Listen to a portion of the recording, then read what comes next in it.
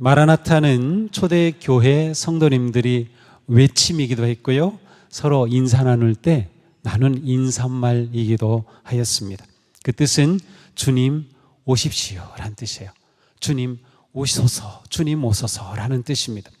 사도 바울은 고린도계 성도들에게 편지하면서 고린도전서 16장 22절에 마라나타 우리 주님 오십시오 라고 표현했습니다. 또 성경의 맨 마지막 책은 요한계시록이죠. 요한계시록 22장 20절에 아멘 주 예수여 오시옵소서 라고 기록되어 있어요. 그러니까 이 마라나타라는 것은 초대교회 성도들에게 아주 중요한 인사이고 선언이고 고백이었음을 알 수 있습니다. 오늘 우리는 마라나타를 외치며 새로운 시작과 기다림의 믿음을 선포하였습니다. 오늘은 대림절 1주입니다. 대림절은 주님의 다시 오심을 기다리고 대망하는 절기입니다. 물론 대림절은 또 하나의 의미가 있어요. 이미 이 땅에 오신 예수 그리스도의 탄생하심을 감사하고 경배하는 절기면서 동시에 다시 오실 주님을 기다리는 절기입니다. 우리는 성탄절 전 4주간을 4번에 걸쳐서 대림절을 지킵니다. 그래서 4개의 초가 있고요, 가운데는 그리스도 초가 있습니다. 다음 주에 오면은 촛불 2개가 밝혀져 있을 것입니다. 우리의 기다림의 마음을 표현하기도 하고 또한 이곳에 임재하신 주님을 상징하기도 합니다. 자, 대림절은 이미 이 땅에 오신 예수 그리스도의 성탄을 감사하고 경배하고 기뻐하면서 다시 오실 주님을 기다린다고 했어요. 이미 이 땅에 오신 예수 그리스도는 우리에게 과거입니다. 기억입니다. 그러나 다시 오실 그리스도는 우리에게 기다림인 거죠.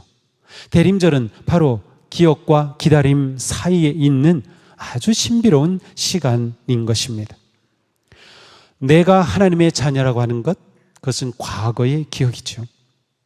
내가 예수님의 제자라고 하는 것, 내가 성도이며 내가 그리스도인이라고 하는 이 정체성은 과거의 기억이 만든 것입니다. 어떤 기억이에요?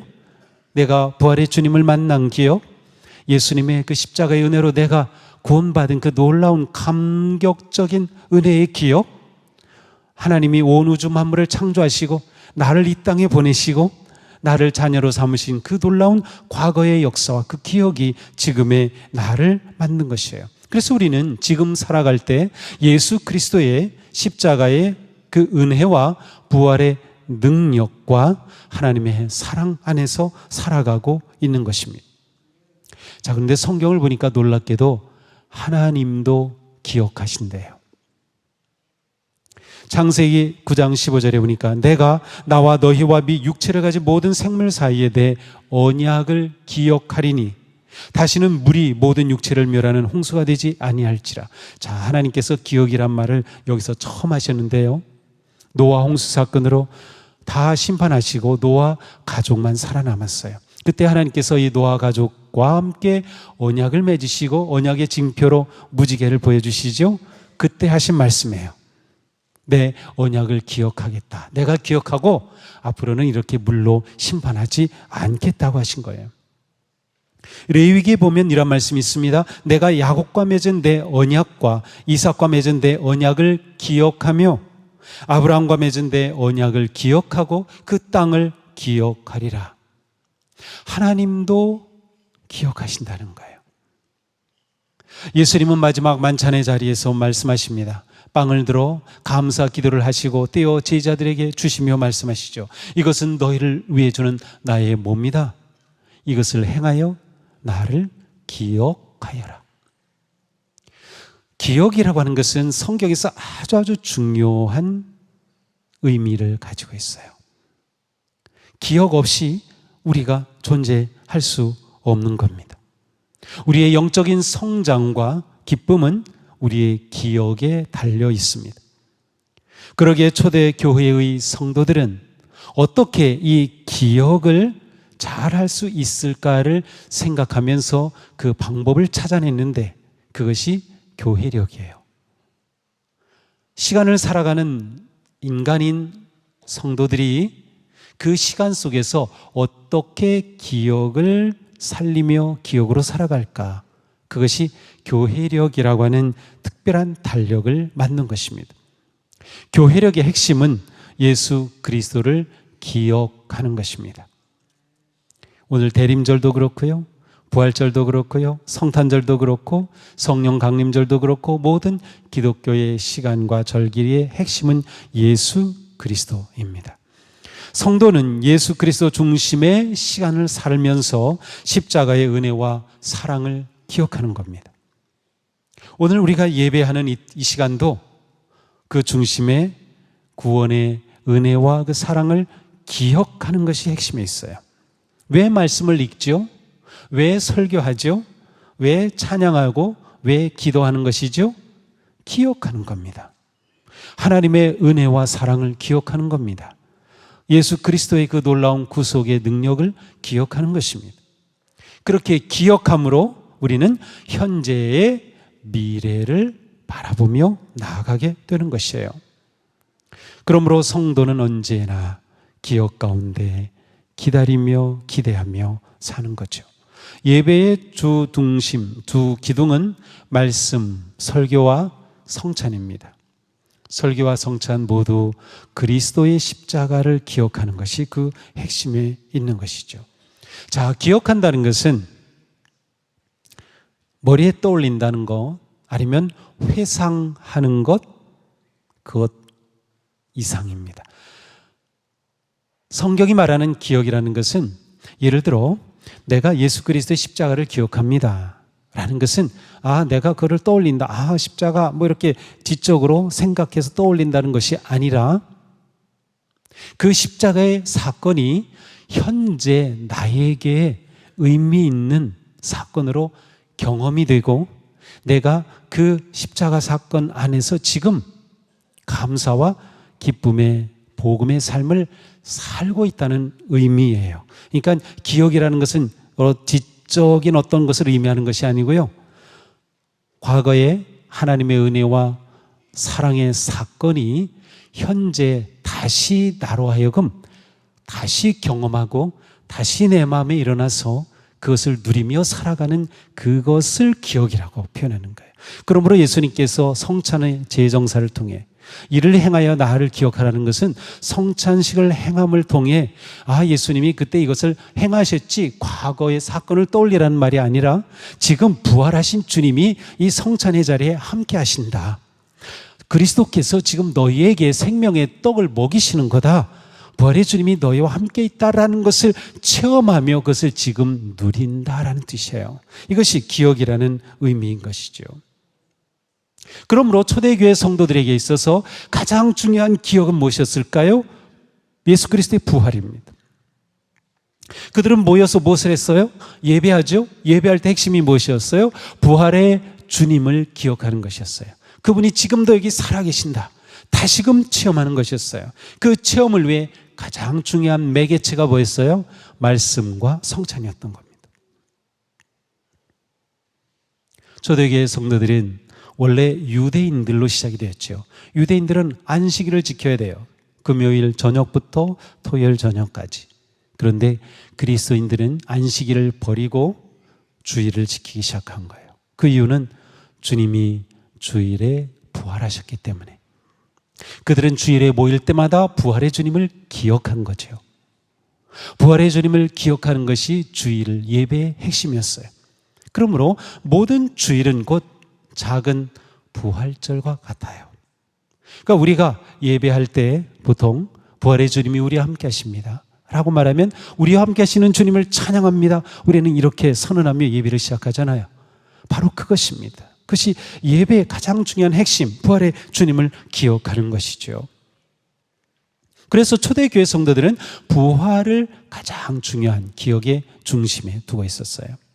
물론 부활이 있기 위해서는 그리스도의 십자가가 당연히 있는 것이죠.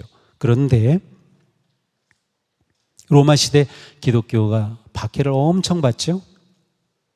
그러다가 300년대 초 313년에 기독교가 공인이 됩니다.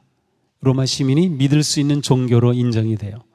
물론 그 후에 392년엔 국교가 되지만 이렇게 되면서 박해 가운데 숨어 살던 그리스도인들이 세상의 빛 가운데로 나오고 그들이 살아가면서 그리스도의 탄생, 성탄을 기념하기 시작했어요.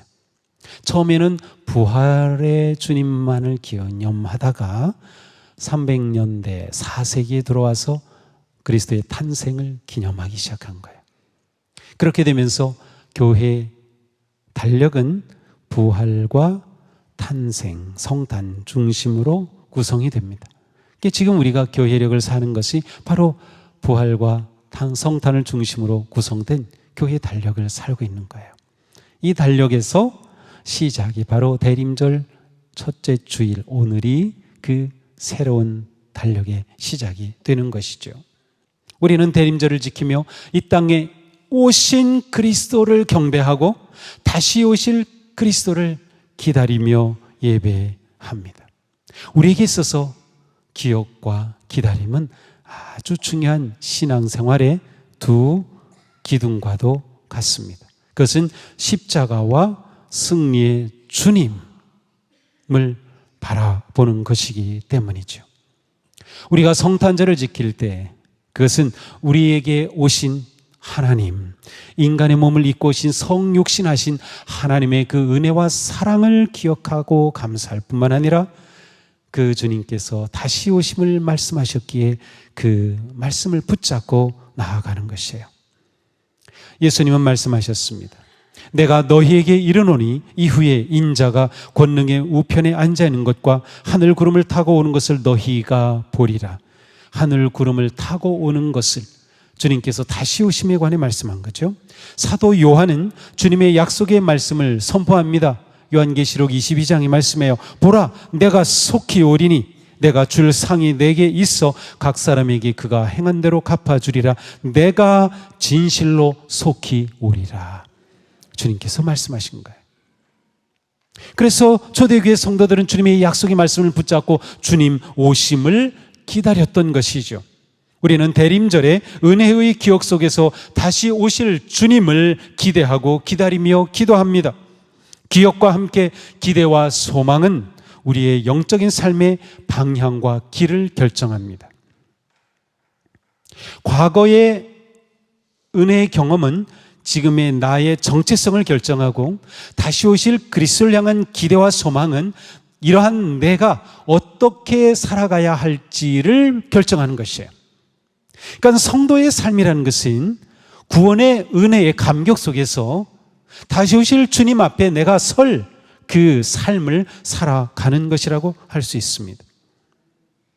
진실한 성도는 예수님의 다시 오심을 간절히 기다리며 열망하며 항상 마지막 때를 살아갑니다.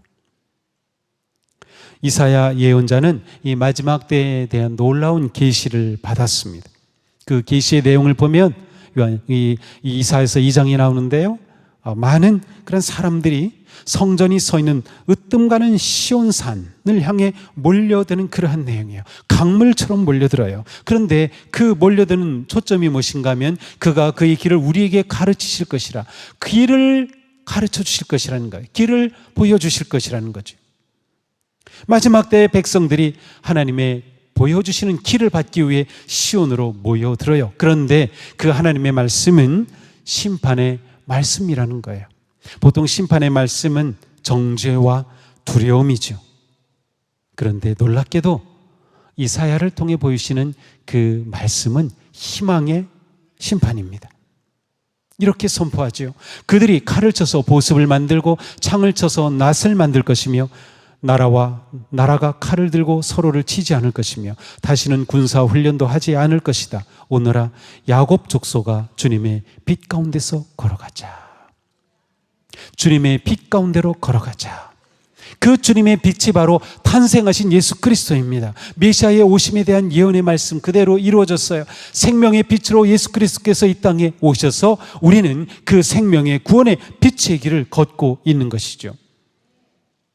그때가 되면 전쟁이 그치고 폭력이 멈추며 평화와 은혜의 해, 곧 빛난 세상이 열릴 것이라고 선포했어요. 그 예언의 말씀대로 이 땅에 오신 예수 그리스도를 통하여 천국의 복음이 선포되며 빛의 길이 드러난 것이지요.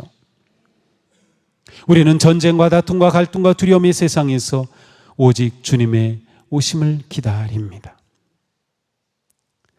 주님의 오심의 개념은 이미 우리를 위해 이 땅에 오신 그리스도, 그리고 부활하신 그리스도께서 너희에게 보혜사 성령을 보내주시겠다 약속하셨고, 그 성령께서 오셨어요. 그래서 그 성령님은 우리의 살아가는 삶의 자리에서, 그리고 이 예배 자리에서, 모든 시간, 모든 자리에서 우리와 함께 하셔요. 그래서 하나님이 우리 가운데 임재하심의 성령님이에요. 그러므로 우리 가운데 주님이 오신다는 것은 이미 오신 그리스도, 그리고 우리에게 언제든 오시는 성령님, 그리고 마지막 다시 오실 그리스도의 임재하심의 의미가 모두 담겨 있어요. 그러니 이 대림절은, 이 시간은 정말 신비로운 시간입니다. 우리가 이 신비의 은혜의 가운데 지금 대림절을 시작한 것이에요. 마지막 때에 관해 말하면 많은 사람들이 무엇에 관심이 있습니까? 그게 언제야? 예수님이 언제 오셔? 재림의 날이 언제야? 그래서 많은 사이비들이 그때다 이때다 라고 하면서 많은 사람들을 미혹하지요. 거기에 또 많은 사람들이 넘어갑니다. 그런데 예수님은 분명히 말씀하셨어요. 그날과 그때는 아무도 모르나니 하늘의 천사들도 아들도 모르고 오직 아버지만 아시느니라. 노아의 때와 같이 인자의 임함도 그러하리라. 여기서 인자의 임함은 마지막 다시 오실 주님의 그 때를 말합니다. 그때는 아무도 몰라요. 아버지 하나님만 아신다는 거예요. 그러면 우리가 관심 가져야 할 것은 무엇이죠? 그때가 언제야가 아닙니다. 그것은 우리가 할 수 없는 것이라고 예수님께서 못 박으셨어요. 우리의 관심은, 그렇다면 주님이 분명히 오신다면 우리는 어떻게 그날을 맞이하지? 이것이 우리의 물음이 되어야 합니다. 이것이 우리의 관심이 되어야 돼요. 언제가 아니라 어떻게가 우리의 관심이 되어야 되고, 대림절이야말로 어떻게에 대해 우리가 찾아가는 시간이라고 말할 수 있습니다. 우리는 어떻게 그날을 맞이할 수 있을까요? 예수님은 두 가지로 말씀하십니다. 그러므로 깨어 있으라. 어느 날에 너희 주가 임할는지 너희가 알지 못함이니라. 이러므로 너희도 준비하고 있으라. 생각지 않은 때에 인자가 오리라. 자, 주님은 뭐라고 하셔요? 깨어 있으라는 거예요. 깨어 있으라. 예수님의 다시 오심을 믿고 기다리는 성도는 깨어 있어야 합니다. 이것이 대림절을 지키는 우리의 영적인 모습입니다. 사도 바울은 말씀합니다. 여러분은 지금이 어느 때인지 압니다. 잠에서 깨어나야 할 때가 벌써 되었습니다. 대림절을 맞은 우리는 다시 오실 주님을 기다리며 갈망하는 만큼 깨어 기도하는 것입니다. 대림절은 깨어 기도하는 시간입니다. 깨어 기도하는 삶을 회복해야 합니다. 기다리고 기대하고 깨어 기도하는 성도에게 주님 오시며 함께 하시며 말씀과 은혜를 부어 주실 것입니다. 기도하는 사람이 주님의 뜻을 찾고 주님의 마음을 품는 겁니다. 그래서 다시 오실 주님께서 무엇을 기대하시는지 깨닫게 되는 거죠. 그것을 알게 되는 것이에요. 또한 예수님은 준비하라고 말씀하셔요. 이러므로 너희도 준비하고 있으라. 신앙하는 삶은 곧 주님 오심을 준비하는 삶입니다. 우리는 어떻게 준비해야 할까요? 사도 바울이 아주 구체적으로 말씀합니다. 우리의 구원이 우리가 처음 믿을 때보다 더 가까워졌습니다. 여기서 말하는 구원은 우리가 예수 그리스도 안에서 믿음으로 구원받은 그 구원이 아니라 구원의 완성을 의미합니다. 사실 성경이 말하는 구원은 이례적 사건보다 이루어가는 그러한 과정으로 설명해요. 근데 우리가 그것을 많이 놓치고 있어요. 처음 믿을 때보다 더 가까워졌습니다.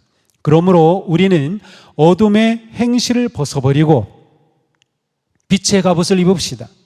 낮에 행동하듯이 단정하게 행합시다. 호사와 연회와 술 취함, 음행과 방탕, 싸움과 시기에 빠지지 맙시다. 주 예수 그리스도로 옷을 입으십시오. 정욕을 채우려고 육신의 일을 꾀하지 마십시오. 자, 사도 바울은 분명히 말씀합니다. 우리가 어떻게 기다리며 준비합니까? 어둠의 행실을 벗어버려라. 벗어버리라는 것은 새로 입으라는 의미가 담겨 있어요. 우리가 아침에 일어나면 새 날을 살기 위해 몸 단장하고 새 옷을 입듯이 우리는 그리스도로 갈아입어야 하는 것이에요. 로마서 12장에 보면 사도 바울은 세례에 관해 말씀하면서 그리스도로 옷을 입으라는 표현을 사용합니다. 빛의 갑옷을 입으라고 하죠. 갑옷은 전투복입니다. 믿음의 삶은 전투의 삶이에요. 악한 세력과 맞서 싸우는 것이죠. 시험과 맞서 싸우는 것이죠. 유혹과 맞서 싸우는 거죠. 언제까지? 주님 다시 오실 때까지. 그래서 빛의 갑옷을 입는 것이 준비하는 것이에요. 그러면 우리는 어떻게 빛의 갑옷을 입습니까? 우리가 예수 그리스도를 믿어 세례를 받은 것이 곧 그리스도를 입은 것이에요. 그리스도가 나와 함께 하시고 그리스도께서 나를 품으시고 내가 그리스도인이라고 하는 내 정체성을 형성한 것이죠. 우리가 이것을 놓치면 안 돼요. 내가 누구인가라는 것을 지켜가는 것이죠.